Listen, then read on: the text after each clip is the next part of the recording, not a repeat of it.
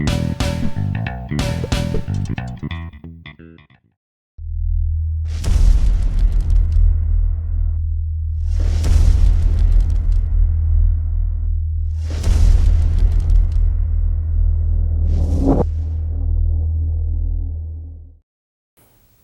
nerds, and welcome to Supergirl, Theories and Conspiracies. I'm Brian from Good Nerd, Bad Nerd. This week on Supergirl, we had the episode I talked about last week for The Girl Who Has Everything, which is a spin-off, a different take on the Alan Moore comic for The Man Who Has Everything, when Superman was put in a very similar state. So just to kind of recap what the Black Mercy is, it's this plant that puts whoever it is attached to into a coma-like state. And while that person is in a coma-like state, they are experiencing what is their heaven, their happiest dream reality. So it's a place they will not want to leave. While they're there, the Black Mercy is draining their bioenergy and essentially killing them. To escape, like we saw in the show, the person has to willingly and willfully reject the reality, and it's one of these things that is so hard and difficult that it feels like you're killing yourself a second time, or in Kara's case, it feels like losing Krypton and your family a second time.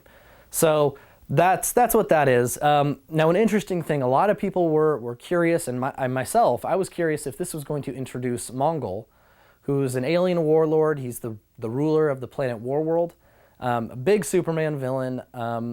We were curious if this was going to be how we were introduced to this character and maybe kind of the broader Supergirl universe. But at this point, it was just Non using it.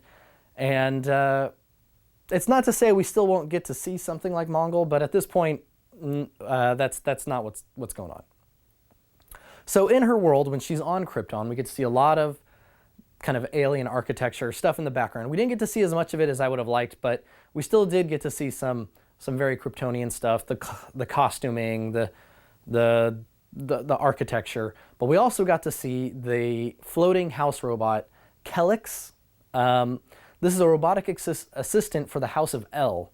On Krypton, robotic assistants are pretty normal, but this one was unique because it had its emotional perception increased so that it could relate better to humans or Kryptonians or kind of individuals. It was designed so that it would relate better to people, so it could communicate better with them and better serve. So that was a nice little shout out from the comics that we got to see there. We also got to meet Kal-El. Now this was a bit of a misdirect from the marketing department. They kept saying Superman has finally been cast, and then once the pictures came out, we saw, okay, this is young Kal-El. This is the Kal-El that Kara would know if she had stayed on Krypton. So that's who that was. We didn't get to see full-grown Superman on Earth and really see his face, but that's who Kal-El turned out to be in this episode.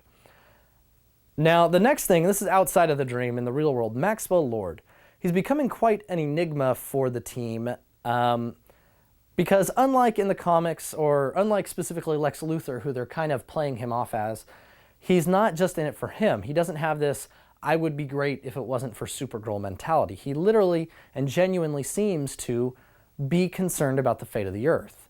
So it's very much, it seems like he's becoming a reluctant ally after this episode. He doesn't necessarily have any hard feelings towards the DEO, or at least none that we can see. But it does appear like there's some sort of partnership forming there, more so than when Alex brought him stuff to take a look at and investigate. So Maxwell Lord will be interesting to see how he plays out the rest of the season. Now, the last bit, when the Kryptonians, led by Non and Mira, were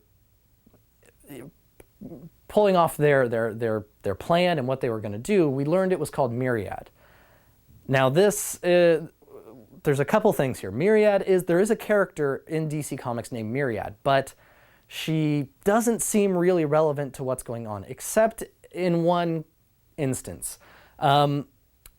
she has the power of mind control, where she literally becomes the person she touches. Like she takes over that body to the point where she feels pain if they get hurt. So it's in a lot of cases, in order to just get herself out of mind control, if she was in there on accident or she didn't want to be a part of it because she was kind of stuck, she would have the person kill themselves. My theory with why they may be calling it this is that they're going to use this program to kind of brainwash and take control over all the people on Earth, all the humans, because they think humans are a problem, they think they're an infestation, they think they are going to destroy the planet just like the Kryptonians did.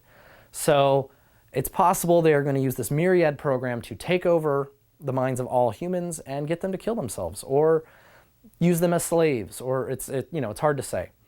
So that's one idea. Now there's another possibility, and this actually I have to give credit to Ashley V. Robinson from Girl on Supergirl. If you haven't seen her weekly videos, you should check them out. But she had the theory that they were going to use this and it would eventually evolve into Brainiac, which is a very cool idea, and this is a very cool way to introduce Brainiac. It's not to say the two ideas aren't exclusive. It could be what was intended with Myriad evolves into Brainiac, but that's something we're going to have to wait and see. So what did you guys think of the episode? Did you like it? Did you not like the back and forth? Melissa Benoist deserves some major credit for playing Kara, she's playing Hank Henshaw, who's pretending to be Kara when talking to Kat. It was quite she did a fantastic job there, but great episode. I really enjoyed it, and I'm very excited to see what comes of this Myriad thing. So let me know what you guys think. Until next week, this has been Brian from Good Nerd Bad Nerd, and this has been Supergirl Theories and Conspiracies.